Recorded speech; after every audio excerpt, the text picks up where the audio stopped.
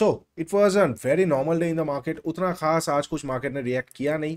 Nifty again all time high के बाद all time high मतलब खेल भी कम है इसके लिए। All time high gap up open होते होते ऑल टाइम हाई। इससे क्या होता है ना, मतलब ये जिस तरह का ऑल टाइम हाई बना रहा है निफ्टी, इसमें स्टॉक्स का पार्टिसिपेशन कम हो रहा है और इंडेक्स मैनेजमेंट ज्यादा हो रहा है। कोई रैली का मजा भी नहीं ले पा रहा है बिकॉज पोजीशन कैरी भी कोई कर नहीं पा रहा है, और कहीं ना कहीं सेलर्स का ही मेजोरिटी दिन आ रहा है स्टैडल स्ट्रैंगल बना के। तो उस तरह का चीजें हो रहा है जो कि मुझे मतलब पर्सनली तो कभी अच्छा नहीं लगता, लेकिन मार्केट है, मेरे अच्छे लगने से ना लगने से मार्केट को क्या फर्क पड़ता है। तो लेट इट बी। अब हम देखेंगे कल यानी कि 3 को हम किस तरह से मार्केट पे ट्रेड करेंगे, कौन सा इंपॉर्टेंट इवेंट्स होने वाला है, कौन सा इंपॉर्टेंट लेवल्स होने वाला है, सब कुछ ये वीडियो में हम देखेंगे। और साथ ही साथ निफ्टी का भी लेवल्स के बारे में हम एक बार डिस्कस करेंगे। तो hey everyone, welcome back to my YouTube channel the Bengal trader. I hope you guys are doing absolutely fine. Okay, let's start with bank Nifty. आइए, बैंक निफ्टी हम सबका फेवरेट है। सिंपल सी बात है, बैंक निफ्टी में मैं कल ये वाला लेवल थोड़ा सा एक बार देखना पसंद करूंगा, क्योंकि यहाँ पे थोड़ा सा ब्रेक ऑफ स्ट्रक्चर है। तो कहीं ना कहीं कल को अगर फ्लैट ओपन होता है, फ्लैट ओपन होकर नीचे आता है, तो 331 से एक बार छोटा बाउंस मिल सकता है। लेकिन हो सकता है मैं इन सारे ट्रेड्स पे पार्टिसिपेट ना करूं। क्यों? क्योंकि ये छोटा बाउंस सिर्फ 100-150 पॉइंट का ही मूवमेंट होगा। अगर मुझे बहुत अच्छा लेवल मिल जाएगा तो मैं 30-40 पॉइंट के लिए कर सकता हूं ऑप्शन के चार्ट से। लेकिन अगर अच्छा नहीं लगेगा तो मैं वेट करूंगा मेजर लेवल के लिए। मेजर ट्रेड कहां पे आएगा? अगर फ्लैट ओपन होकर नीचे आया, थोड़ा बाउंस आ सकता है और फिर अगर तोड़ता है तो मैं यहां पे शॉर्ट कर सकता हूं। कहीं ना कहीं टारगेट में कहीं ना कहीं लेके चलूंगा 51,100 तक का। ये वाला एक मेरा प्लान होगा। और बाकी कोई इंटरनल स्ट्रक्चर का ट्रेड होगा तो ऑब्वियसली होगा। आज हम लाइव में थे और आने वाले हर एक दिन हम लाइव करेंगे, सुबह से ही करेंगे। तो चैनल को फॉलो कर लीजिए, सब्सक्राइब कर लीजिए। बहुत इंपॉर्टेंट लाइव्स होगा जो बहुत कुछ हम एक साथ शेयर करेंगे, ठीक है। अच्छा, ये हो जाएगा फ्लैट ओपन होकर नीचे का। इनकेस फ्लैट ओपन होकर मार्केट नीचे ना आके ऊपर की तरफ शिफ्ट होता है, I will wait because ultimately क्या था हमारा प्लान कि आज हम शॉर्ट करेंगे। मार्केट कहीं ना कहीं शॉर्टिंग के मूड में ही था। ये कैंडल ने थोड़ा सा हलचल मचा दिया। अब फिर से अगर, क्योंकि मैं बाइंग के लिए रेडी नहीं हूं इतना टॉप पे, निफ्टी तो है, देखो अगर निफ्टी टॉप में नहीं होता तो मैं बैंक निफ्टी को फिर भी बाइंग के लिए देखता। बैंकिंग का ऑल टाइम हाई दूर है, बट निफ्टी अगर कभी भी थोड़ा सा प्रॉफिट बुकिंग पे आएगा तो बैंक निफ्टी कैसे अपसाइड जा पाएगा? बैंकिंग सेक्टर वैसे भी थोड़ा वीक दिख रहा है, तो इसलिए मैं बाइंग करने के लिए रेडी नहीं हूं। तो कल को अगर फ्लैट ओपन ऊपर जाके आज का हाई तोड़ेगा, फिर से मैं ब्रेकआउट पे बाई नहीं करूंगा। मैं क्या करूंगा, अगर हाई तोड़ा, कैंडल क्लोज किया, तो मैं फिर से वो नीचे वाला ऑर्डर ब्लॉक्स या फिर ट्रेंड लाइंस का लिक्विडिटीज पे मैं एक बार हंट कर सकता हूं। ये हो जाएगा फ्लैट ओपन के ऊपर का। इनकेस अगर गैप अप और गैप डाउन ओपन होता है मार्केट, अगर मार्केट गैप अप ओपन होता है, सेम टू सेम आज गैप ओपन हुआ और प्रेशर पे आ गया, कल भी अगर ऐसा कुछ सिनेरियो होता है तो नीचे से एक बार पीडीसी वगैरह देखेंगे, अदरवाइज नहीं। और इनकेस अगर गैप अप ओपन होने के बाद अच्छा खासा कैंडल क्लोज कर दिया और छोटा सा प्राइस एक्शन आ गया, तो मैं बाई ऑन डिप करके चल सकता हूं। कल को सारा दिन के लिए एक लिक्विडिटी ग्रैब के लिए भी मैं देख सकता हूं। अच्छा, बहुत बड़ा गैप अप अगर ओपन हो जाता है, मैं सेकंड हाफ में ट्रेड करूंगा। थोड़ा प्लान बना लेंगे, बिकॉज बहुत बड़ा गैप अप और बहुत बड़ा गैप डाउन अपने आप में एक नया प्लान होता है। तो वहां पे अकॉर्डिंग टू सिचुएशन हमें थोड़ा एक्ट करना पड़ेगा। कैंडल आउट कैसे हो रहा है मार्केट, बहुत बड़ा गैप अप अगर हो गया 51,500 के राउंड नंबर के ऊपर, और फिर मान के चलते यहाँ से प्रॉफिट बुकिंग आया, तो मैं शॉर्ट कर सकता हूँ। यहाँ पे अगर सस्टेन करने लगा एक आध घंटा, फिर मैं लिक्विडिटी को हंट कर सकता हूँ, ठीक है। अच्छा, ये हो जाएगा गैप अप का।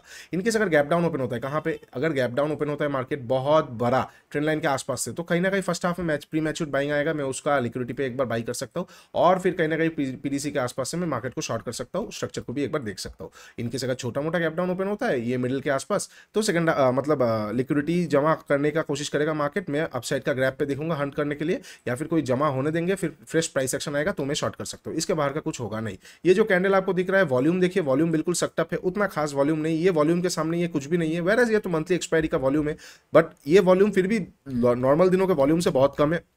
तो अब देखते हैं क्या ये मैनिपुलेशन वाला वॉल्यूम है या फिर सच पे मार्केट में अभी भी बहुत ज्यादा जान है। अच्छा, अब थोड़ा सा निफ्टी के बारे में हम डिस्कस कर लेते हैं। निफ्टी में डिस्कशन का कुछ है ही नहीं, निफ्टी ऑल टाइम हाई के आसपास खड़ा हुआ है। और एक चीज मैं सिमिलरली बोलना भूल गया, आप लोगों के साथ मैंने शेयर करके रखा था कि 50 सिंपल मूविंग एवरेज के नीचे प्राइस एक्शन होगा तो कहीं ना कहीं मार्केट पे हमें जान देखने को मिल सकता है डाउन साइड। अब देखिए कैंडल क्लोज किया, एक प्राइस एक्शन चाहिए था, प्राइस एक्शन कंप्लीट ही नहीं कर पाया, सेम टू सेम इसी एरिया के आसपास खड़ा हुआ है। तो कल को भी अगर मार्केट कैंडल क्लोज करता है और फिर एक प्राइस एक्शन आ जाता है, जैसे प्राइस एक्शन होकर लो को तोड़ेगा, वहां से एक डायरेक्शनल हमें मार्केट देखने को मिल सकता है डाउन साइड के लिए। ये वाला ट्रेड मिस मत कीजिएगा, ठीक है। अच्छा, सेम टू सेम निफ्टी में अगर हम बात करते हैं, सेम टू सेम यहाँ के आसपास खड़ा हुआ है, कोई भी प्राइस एक्शन ठीक से इसके नीचे फॉर्म नहीं हुआ है। तो इनकेस अगर मार्केट कल निफ्टी, और एक चीज निफ्टी डेली टाइम फ्रेम में अगर हम देखते हैं, तो जो प्रॉफिट बुकिंग हल्का पतला जो भी सेलिंग आ रहा है, ये कंप्लीटली सेलिंग में कब कंसिडर या कन्वर्ट हो जाएगा? जब लास्ट डे के लो के नीचे, लास्ट डे के लो के नीचे कैंडल कॉन्स्टेंटली ट्रेड करने लगेगा। तो ये बात हमें याद रखना है। और आज का डे लो बहुत इंपॉर्टेंट हो जाएगा निफ्टी के लिए भी, as compare to Nifty. Bank Nifty के लिए भी सेम टू सेम चीजें ही हम फॉलो करेंगे कि डे लो के नीचे सस्टेन करना चालू करे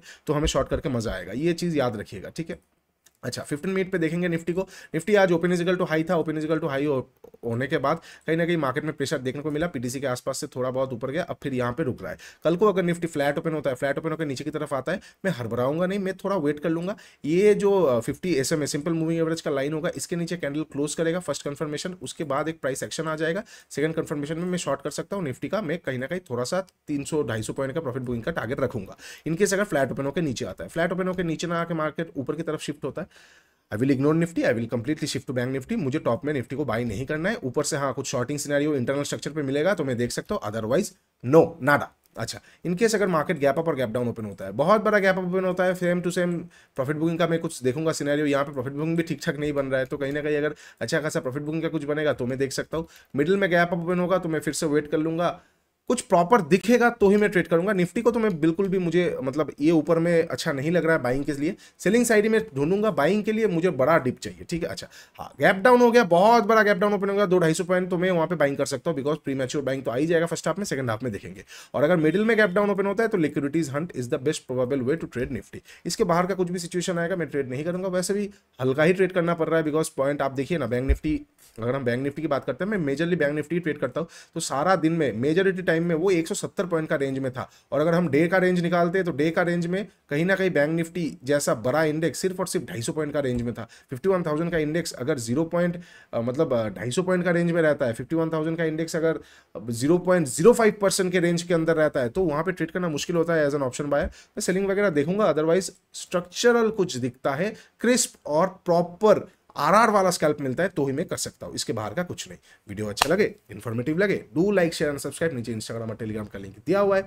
बहुत लोग पूछ रहे थे जो कूपन के बारे में हमने डिस्कस किया था, ONLY4U, ये स्टूडेंट वाला कूपन है, लेकिन ये आप लोग यूज कर सकते हो। Go and check it out the membership programme, नीचे लिंक डाला हुआ है। और साथ ही साथ कल हम लाइव में फिर से आने वाले हैं, तो अब से यूट्यूब पे ये लाइव चलता रहेगा चलता रहेगा चलता रहेगा, तो stay on the channel and follow the channel. बहुत इंपॉर्टेंट अपडेट्स हम यहाँ पे डालते रहते हैं। तब तक के लिए take care, bye bye, trade smartly.